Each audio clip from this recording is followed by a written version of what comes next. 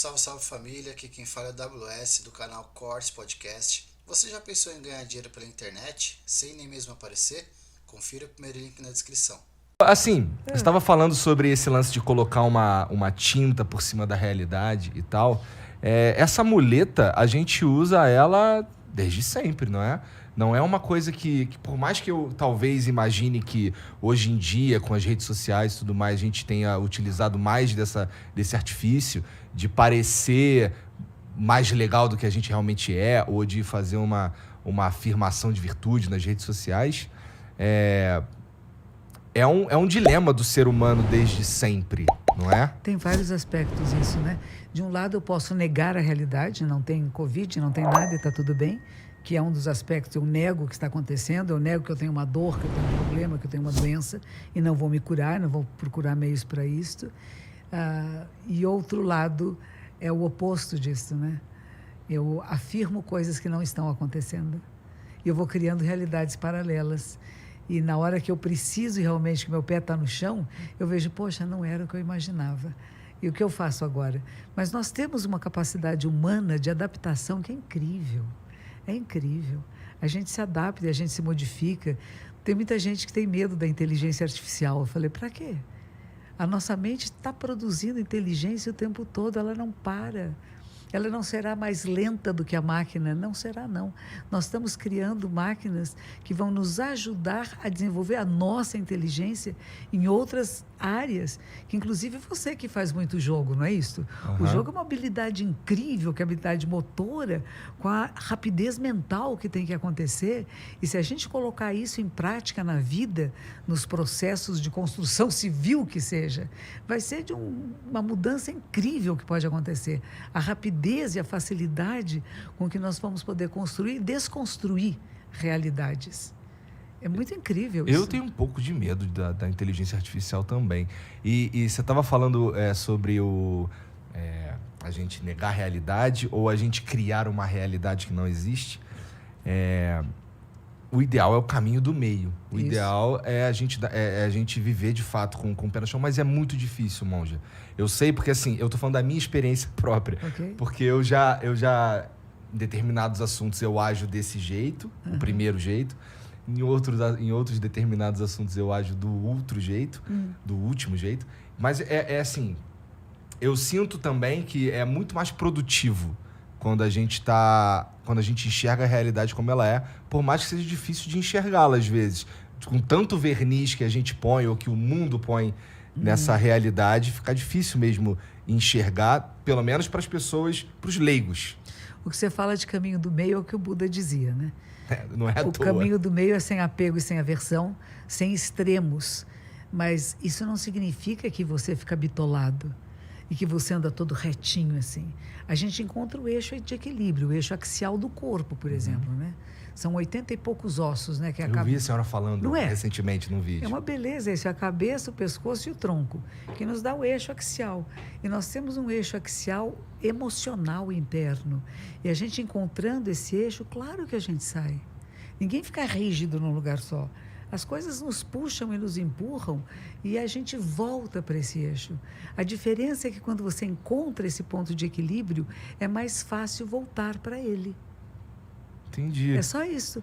Não é que você não vai sair dele, vai sair sim, inúmeras vezes, mas já sabe. A senhora sai? Oxe! O pessoal até brinca. As segundas-feiras à noite... A senhora fica com raiva? Fico Eu não brava. consigo imaginar a senhora com raiva, Eu todo fico respeito. Brava. É? Meu aluno veio aqui comigo, ele conhece. Ele já viu. Entendi, mas aí como a senhora conhece o seu eixo... Isso, eu volto. Que aparece, esse eixo, ele surge com que? Autoconhecimento, meditação. Meditação, é. A palavra... É muito difícil meditar. Não é nada, porque você criou uma ideia do que é meditar. Talvez seja. Joga fora a ideia, respira e tá meditando, está presente no seu corpo. Se a gente vai no Google e coloca como meditar, eles vão falar assim, preste atenção na tua respiração e os pensamentos que vêm você deixa aí. Mas eu não consigo.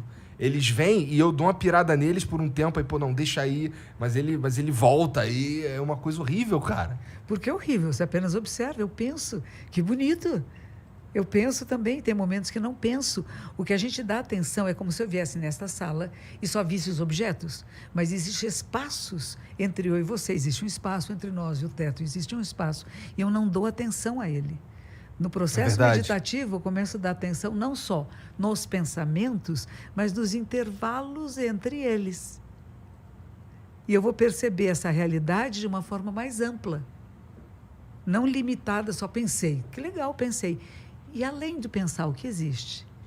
Tanto que o texto do nosso fundador, do século XIII, no Japão, ele diz, começa assim, existe o pensar, o não pensar, ir além do pensar e não pensar.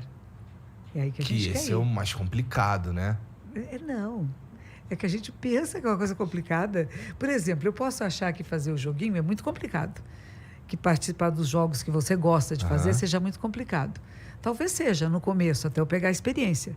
Mas pode ser uma coisa muito divertida e muito boa, tanto que você faz e sente muito prazer em fazer. E para mim é uma coisa, isso é difícil. Não é para mim, não. Eu nunca vou conseguir. E quantas pessoas você conhece que disseram isso e que você introduziu os jogos e que elas continuam jogando? Que é o que a senhora faz, que é introduzir a meditação e tudo mais. A meditação. É difícil, é complicado?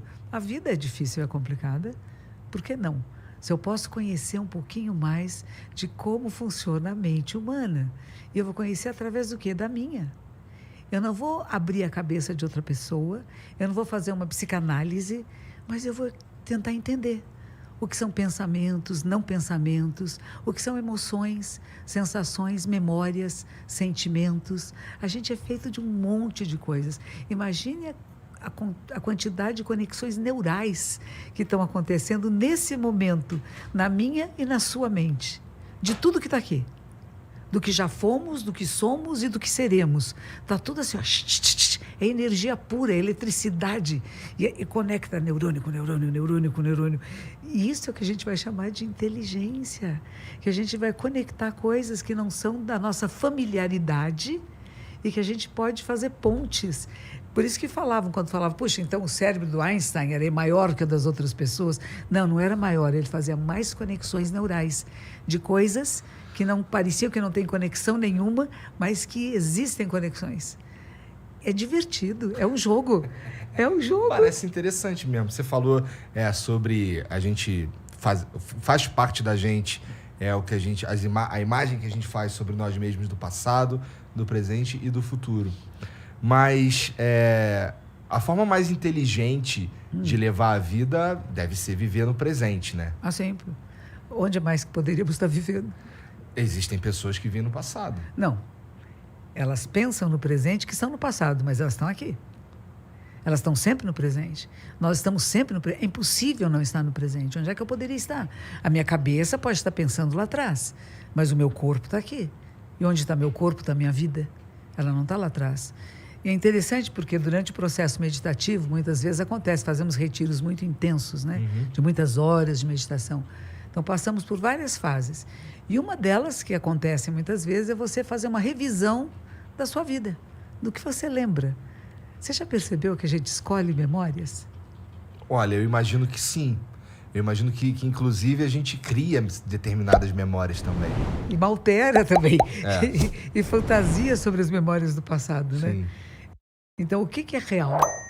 Aquilo que eu imaginei que era real naquela época, como é que eu me senti naquela época? Eu posso perceber agora como é que eu me senti naquela época, mas sou eu agora me lembrando de uma experiência na qual eu não estou mais nela. E aí eu posso ressignificar isso. Sei lá, teve alguém que fez uma atitude abusiva, que foi desagradável. Em vez de eu ficar dizendo, detesto pessoas desse jeito porque elas são assim. Não, peraí, o que aconteceu? Quando foi que essa situação ocorreu? Por que ocorreu assim? E já foi. Ela já passou. Por que eu vou ficar parada em alguma coisa que já não é mais? Imagine você jogando e ficando pensando na jogada anterior que você fez. Já está morto, né? Já estou morto. Então. Mas então parece uma sessão terapêutica sem um psicólogo. Isso que você está falando. Você é o observador de você.